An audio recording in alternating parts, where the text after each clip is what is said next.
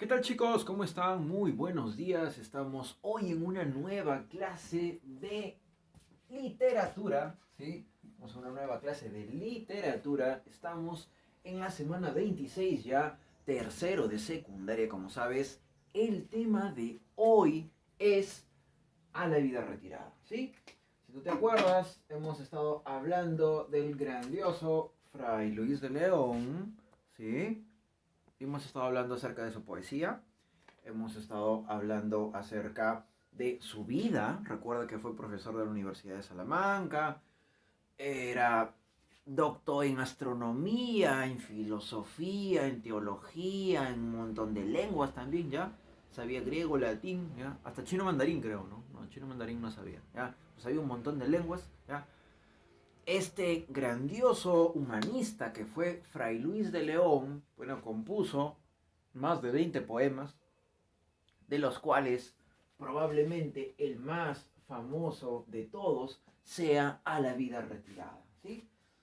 Aquí tengo un libro que te lo había enseñado, me parece, la clase pasada, ¿ya? Donde están algunas de sus poesías, bueno, todas sus poesías completas, ¿ya? Y aquí precisamente está el poema en cuestión. Vida retirada, que es el poema inicial, si puedes verlo, Vida retirada, que es un poema no muy largo, ¿ya? Es un poema que tiene, a ver, mira, ahorita te voy a hacer la extensión exacta, pero mira, aquí puedes ver una carilla, ¿sí? Esto de acá no, ya, esto de acá es una cita a pie de página, esto es otra cosa, ¿ya? Una, dos carillas, esto no, tres carillas, cuatro carillas, o sea, son dos hojitas nada más, ¿ya? Que bien podrías leer terminando en internet después de esta clase, ¿no? Para que te des una idea. A ver, ¿de qué se trata en cuestión Oda a la vida retirada? Oda a la vida retirada es el poema más famoso que tiene Fray Luis de León y probablemente uno de los poemas más famosos de toda la literatura castellana, ¿sí? De toda la literatura castellana de todos los tiempos, de toda la historia, ¿ya? Eh, Mucha gente que tiene 60, 70 años, ¿ya? En el colegio les aprendí, en España, en el colegio, les pedí que se aprendan esto, pues, ¿no? ¿Ya? Entonces, Oda a la vida retirada es un poema, pues, importantísimo en ese sentido, en un sentido muy histórico, ¿ya? Vamos con un poco a adentrarnos en el análisis del poema, como por ejemplo ver el género, la especie, el tema central, y luego vamos a hablar un poquito acerca de cómo está construido el poema. A ver, por acá, por ejemplo, tenemos género lírico, ¿sí? El género es lírico. ¿Por qué? Porque estamos hablando de poesía, no estamos hablando de novela. Por ejemplo, Don Quijote de la Mancha sería género narrativo, ¿ya? O, por ejemplo, si estuviéramos hablando de otro tipo de género, por ejemplo, Edipo Rey sería género dramático. Esto no, esto es lírico, ¿sí? Porque es poesía. Especie, oda. Recuerda que la oda es una especie del género lírico que tiene que ver con la alabanza hacia algo, ¿ya? Recuerda, la oda tiene que ver con la exaltación, la alabanza, que puede ser a Dios, puede ser a la naturaleza, puede ser, no sé, a un montón de cosas, a la patria, ¿ya? Puedes hacer odas a cualquier cosa, literalmente, ¿no? Muy bien. Como por ejemplo Pablo Neruda que le hizo oda a una cebolla, ¿no? Ah, sí, efectivamente hizo oda a una cebolla, ¿no? Como va a salir de la rutina, ¿no? En este caso también, esto es una oda. Tipo de estrofa. El tipo de estrofa, amigas, amigos, es una lira, ¿ya? ¿Qué es una lira? No sé si tú has visto una lira. Una lira suele ser es un instrumento de cinco cuerdas, ¿ya? Que se tocaba en la antigua Grecia, ¿ya? En honor a ese instrumento se le puso este nombre a el tipo de estrofa, que es la lira. La lira es un tipo de estrofa que tiene cinco versos, donde hay una disposición exacta, no son simplemente cinco versos por hacer. Estos cinco versos, esta estrofa de cinco versos, tiene tres heptasílabos y dos endecasílabos. ¿Qué es eso, profe? Chino mandarín. 3 heptasílabos y 2 endecasílabos. ¿Qué es un heptasílabo? Un heptasílabo es un verso que mide 7 sílabas métricas. Ese es un heptasílabo. Es un verso que mide 7 sílabas métricas. Mientras que un endecasílabo es un verso que mide 11 sílabas métricas. Es decir, arte menor y arte mayor. ¿Sí? Por ejemplo, acá, no sé si lo puedes ver acá. A ver, tenemos por acá. Mira. Lo llegas a ver ahí, ¿no? Sí. Listo. Por ejemplo, aquí, el primer verso dice, qué descansada vida. Es chiquito, 7. La del que huye del mundanal ruido, eso sería 11, ya mucho más larga. Y sigue la escondida, más chiquito, ¿ya? Por ejemplo, aquí más acá es los pocos sabios que en el mundo han sido, ese es 11, ¿no? ¿Ya? Entonces hay como una suerte de... los versos van oscilando entre 7, 11, aquí hay 2 7 y al final un 11, ¿sí? Por ejemplo, esto de aquí, por ejemplo, los primeros 5 versos hasta acá hay una lira. De aquí otra vez hay otra lira aquí. Aquí, por ejemplo, 2 liras pegadas, 2 liras juntas. ¿Ah? Entonces, más o menos ese es el tipo de estrofa que va a manejar a la vida retirada. ¿Sí? La lira. Total de liras. ¿Cuántas liras en total tiene? Esta obra tiene 17 liras. 17 liras, ¿sí? 17 liras. Tipo de verso. En el tipo de verso tienes versos de arte menor y versos de arte mayor. Versos de arte menor y versos de arte mayor. En lo cuanto a los versos de arte menor, tienes 3 heptasílabos. Tienes 3 heptasílabos. ¿Sí? 3 heptasílabos. Los que te había dicho aquí. En el primero, en el tercero, en el cuarto y... ¿no? En el primero, en el tercero y en el cuarto, mientras que el segundo verso y el quinto verso son endecasílabos, ¿sí? Muy bien. Número total de versos. Número total de versos. Sería entonces multiplicar 17 liras por los 5 versos que tiene una lira. Entonces sería un total de 85 versos, ¿sí? 85 versos. Como te digo, no es un poema pues chiquito. Tampoco es un poema enorme, gigantesco, del tamaño de una novela o de un cuento, ¿no? No. ¿No? Es un poema más o menos mediano, ¿no? Lo mejor aquí es la manera en la cual está construido el poema. ¿Cómo está construido el poema? Tipo de rima consonántica, consonántica. ¿Por qué? Porque van a rimar tanto vocales como consonantes, de los dos tipos, ¿sí? Muy bien. ¿Ah? Entonces, en ese sentido, hay mucha perfección formal en esta obra. O sea, Fray Luis de León ha cuidado que todo esté muy bien estructurado, muy armonioso, que es algo propio del movimiento literario llamado el Renacimiento, al cual pertenece esta obra, ¿no? Recuerda que hemos estado viendo el primer Renacimiento, ¿no? Garcilaso de la Vega, y también recordemos un poco que también era Juan Boscán. Y ahora vamos a ver el segundo Renacimiento, que tiene su principal representante en nuestro amigo Fray Luis de León. ¿Sí? Fray Luis de León. Muy bien, perfecto.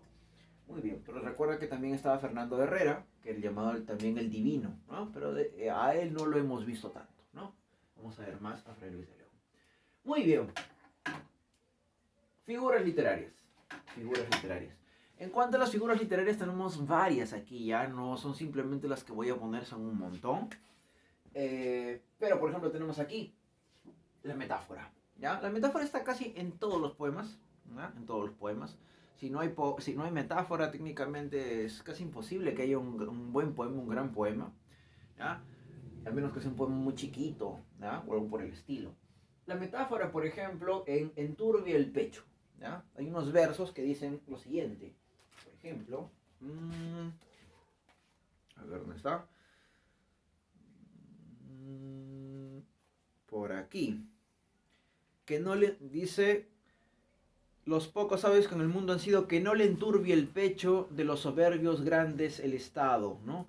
Enturbiar el pecho quiere decir, ¿no? Hacerte sentir mal, que te corrompas, ¿no? Hacer que caigas en tentación, ¿no? De esa forma es una expresión, ¿no? Llama Fray Luis de León enturbiar el pecho hasta tener esta sensación, ¿no? De corrupción, porque también esta obra habla, este poema habla sobre la corrupción de los poderosos, ¿ya? Exclamación. Exclamación es probablemente de las figuras literarias más importantes que tiene este poema, porque si tú le quitaras esas figuras literarias a este poema dejaría de ser lo genial que es, ¿ya? Por ejemplo, el comienzo, qué descansada vida, la del que huye del mundanal ruido, o sea, qué descansada vida, ¿no? Como que qué imponente, qué gigante, qué grande, como una oda. O, por ejemplo, esto de aquí, oh campo, oh monte, oh río. Eso también es exclamación. ¿No? ¿Qué? ¿No? Gigante. Como en la Biblia, como en los Salmos, por ejemplo. ¿Ya? El hiperbatón. Sí, en el hiperbatón es, no sé si te acuerdas, hay que cambiar el orden sintáctico de la palabra. O sea, si es sujeto, verbo y predicado, puedes poner el predicado primero, luego el verbo, luego el sujeto o entreverarlos. ¿Sí? El punto es que el orden de la oración se cambia. En, por ejemplo, versos como gozar quiero del bien que debo al cielo, ¿ya? Gozar quiero del bien que debo al cielo, ¿ya? No es yo quiero gozar del bien, no. Gozar quiero, ¿ya? Como el cuy mágico, ¿ya? Que hablo al revés, una cosa así. Muy bien. Y eso se repite en buena parte de la poesía de Fray Luis de León, ¿ya? Pero de forma simple, tampoco muy complicado. Por ejemplo, en ese sentido, Garcilaso era mucho más complejo al hacer sus hiperbatons, ¿ya? Aquí no, aquí es mucho más armonioso, mucho más tranquilo, mucho más, ¿sí? Pretende no ser tan complicado, ¿sí? Pretende no ser tan complicado. Luego tienes a la anáfora, a veces repite o, que también, y la antítesis que está presente, pero de forma muy, muy breve, pero también está. Entonces son algunas figuras literarias que se van a mantener aquí. Perfecto, muy bien. ¿El tema principal cuál es? El tema principal, amigos, es la vida apacible, ¿ya? La vida apacible, ¿sí? Frente al bullicio e intranquilidad de la vida civilizada. La vida apacible del solitario, ¿ya? Del solitario, del...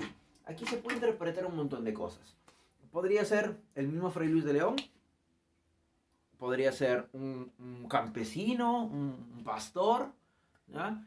Podría ser también de repente alguien que quiere aislarse plenamente y quiere vivir la vida relacionada a Dios, ¿ya? Entonces el personaje es un poco extraño. Podría ser un pastor como en el caso de Sabios Morosos, no sé si te acuerdas de Garcilaso de la Vega. Entonces se puede especular aquí. Es la vida apacible, ¿ya? Frente al bullicio e intranquilidad de la vida civilizada, ¿no? La vida apacible en el campo, ¿ya? En el campo, muy bien. Frente al bullicio y tranquilidad de la vida civilizada. Hay esta oposición entre el campo o la ciudad. El campo o la ciudad. ¿Por dónde va Fray Luis de León? ¿Qué lugar prefiere? La ciudad, nada que ver, sino el campo, ¿ya? El campo, ¿ya? Bueno, no sé si sea de tu preferencia el campo, pero a mí siempre me ha gustado más, siempre me ha apasionado más la vida campestre, la vida del paisaje, la vida fuera de la ciudad, ¿no? Por eso uno a veces se va así a acampar o a, no sé cómo los extranjeros llaman a mochilear por ahí, ¿no? Bueno, en este contexto no se puede, pero cada vez se va a poder más, ¿ya? Porque ya llegaron las vacunas, ¿sí o no? Sigamos. Temas secundarios. A ver, los temas secundarios suelen ser varios también, pero tienes uno importante que es el lugar anhelado. El lugar anhelado es lo que vamos a llamar, es el tópico, un tópico importante que es el llamado locus amoenus, ya es un tópico importante. Tienes, por ejemplo, también la sabiduría, claro, la sabiduría del que se aleja del mundanal ruido. Este poema es interesante porque cuando uno lo lee entiende que la gente normal, la gente que no es sabia, ¿ya? Prefiere el ruido, prefiere la bulla, ¿ya? Mientras prefiere andar en grupo. Mientras que el sabio prefiere la vida solitaria, la vida del campo, la vida aislada, ¿ya? Eso más o menos se puede entender. Entonces la sabiduría también. Y también compara la vida de sabiduría, la vida de ese sujeto que está aislado, que se va al campo, que no pide mucho, la verdad que tiene muy poquitas cosas, porque los sabios saben vivir con pocas cosas. Solamente la gente tonta piensa que acumulando un montón de cosas va a ser feliz, ¿ya? Ese tipo de gente es una gente muy codiciosa. Es otra cosa de la cual trata también la obra, de la codicia, de los poderosos. También habla sobre su soberbia, de creerse, ¿no?, superiores al resto. Y también por oposición va a hablar de la tranquilidad que te puede dar la soledad, ¿no? La vida de contemplación, ¿no? La vida de repente de meditar, mirando pues todo lo bonito que es el horizonte, de repente una puesta de sol, las aves que también están por allí, presentes en el poema, ¿ya? En fin, el paisaje, el panorama paisajístico. Muy bien, el tópico fundamental de esta obra es, mis amigos, mis amigas, algo que nosotros hemos llamado lo que pues la tradición ha llamado el Beatus Ille. ¿Qué es el Beatus Ille? El Beatus Ille es una expresión latina que quiere decir dichoso aquel. No sé si te acuerdas, pero Garcilaso también lo utilizaba, en cierta forma. Solamente que en Fray Luis de León es mucho más icónico, mucho más importante, mucho más resaltante. Dichoso aquel, ¿no? Qué descansada vida, ¿no? O sea, qué vida tan bonita que tiene esta persona, ¿ya? Dichoso aquel Beatus Ille, que es un tópico que utilizaba mucho, mucho, un poeta llamado Horacio, ¿ya? Un poeta llamado Horacio, ¿ya? Entonces, al ser Fray Luis de León considerado el Horacio español, era muy natural que él también lo usara, porque tenía una influencia grandísima de este poeta latino, ¿ya? ¿Dónde más está presente, profesor, el Beatus Ille? En la Biblia también, en los salmos de la Biblia, ¿sí? Cuando dice bienaventurado aquel, no sé si has escuchado esa expresión en la Biblia, ¿ya? En la misa, por ejemplo, ¿ya? También, recuerda que Fray Luis de León sabía tanto latín como hebreo, es decir, podía conocer muy bien a los poetas latinos, como Horacio, que tomaba este tópico del Beatus Ille, como en la Biblia, donde también podía pues ver esto en los salmos, ¿no? Entonces la influencia estaba de Horacio y de la Biblia están presentes también en Fray Luis de León. La sintaxis, como te digo, es sencilla, ¿ya? Hay hipérbaton, sí, a veces se altera, pero no es una alteración que confunda, que sea muy complicada, ¿no? Es algo sencillo, ¿ya? Muy bien. Prefiere la profundidad, Fray Luis de León, a hacer oraciones complicadas.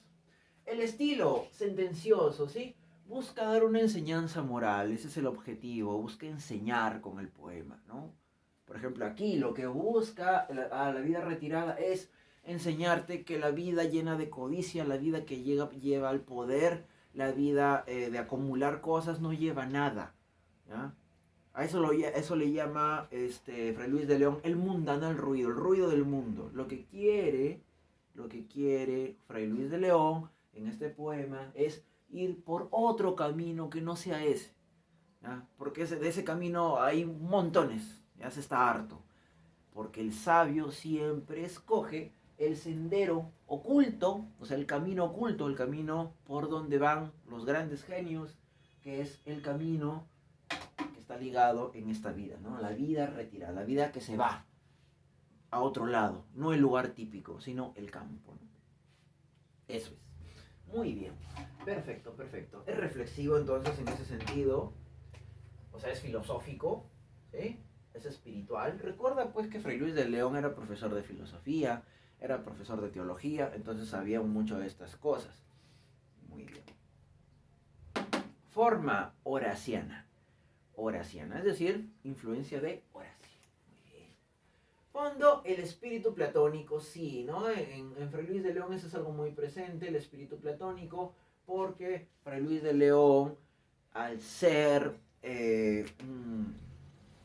religioso, tiene esta afinidad pues a la trascendencia, ¿no? Algo que se da en el cristianismo y también se da en la filosofía de un famoso, célebre filósofo llamado Platón, ¿ya? La trascendencia, ¿no? Al más allá. ¿Ya? Muy bien. Se inspira en el famoso Épodo segundo, que se llama Beatus Ile, de Horacio, ¿sí? Este dato también es importantísimo porque ahí puedes ver la influencia que tiene Fray Luis de León, ¿ya? Perdón, la influencia que tiene Horacio sobre Fray Luis de León. Hay un poema de Horacio en sus odas, que te mostré en la clase pasada, yo me acuerdo, que se llama Épodo segundo, ¿ya? Donde pues está este famoso poema de el Beatus Ile, ¿no? Muy bien. Siguiente. Algunos críticos suponen que su primera redacción fue en 1557, ¿ya? Eso se presume que ha podido ser. Pero no se sabe exactamente con precisión cuándo fue compuesto este poema, ¿ya? Otros piensan que fue al salir de prisión. Otros piensan que fue en prisión misma, ¿ya? No se sabe muy bien. Si lo hizo en la cárcel o lo hizo saliendo de la cárcel. El punto es que es un poema magnífico, ¿sí? De los más grandes de la literatura universal, como te digo. Muy bien. Y para acabar, vamos a volver a leer un fragmentito, o sea, una lira, o sea, 5 versos de este poema de Fray Luis de León, ¿ya? Para que puedas ver más o menos cómo se da la estructura y de qué va, ¿no? Muy bien. Este es el comienzo, la lira inicial. Dice, qué descansada vida, la del que huye del mundanal ruido y sigue la escondida senda por donde han ido los pocos sabios que en el mundo han sido. ¿Ya? Ese es el primer, esa es la primera lira. ¿Ya? Dice, qué descansada vida. ¿Ya? Aquí hay 7 sílabas métricas, por ejemplo, y es arte menor. ¿Ya? La del que huye del mundanal ruido, eso es 11 sílabas métricas, arte mayor. Y sigue la escondida, arte menor. Senda por donde han ido, arte menor también. Los pocos sabios que en el mundo han sido, ese es arte mayor. Los pocos sabios que en el mundo han sido. ¿Ya?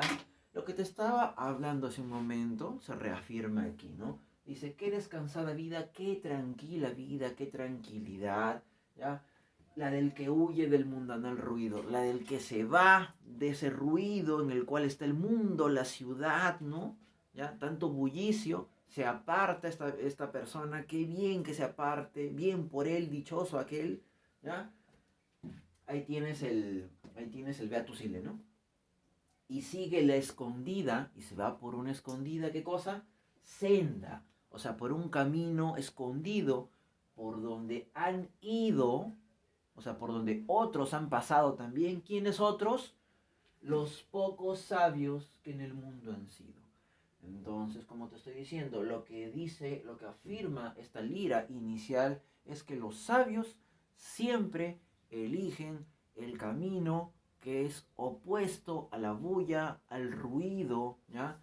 Y obviamente tiene que ver de alguna forma este ruido con algo que no les permite contemplar, no les permite meditar, no les permite estar en ese fuero espiritual, ¿no? No les permite estar en la contemplación de Dios, por ejemplo, ¿ya?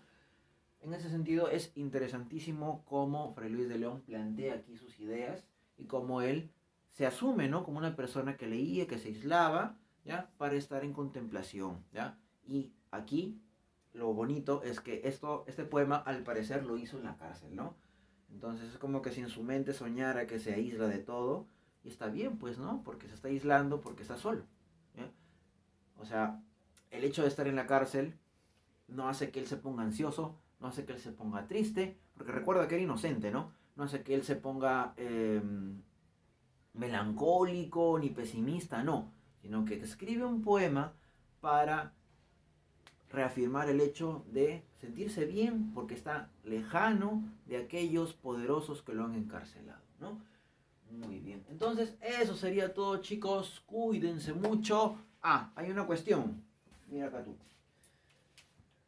En la tarea vamos a resolver, recuerda, a ver, vamos a resolver del 1 al 8, amigos, del 1 al 8.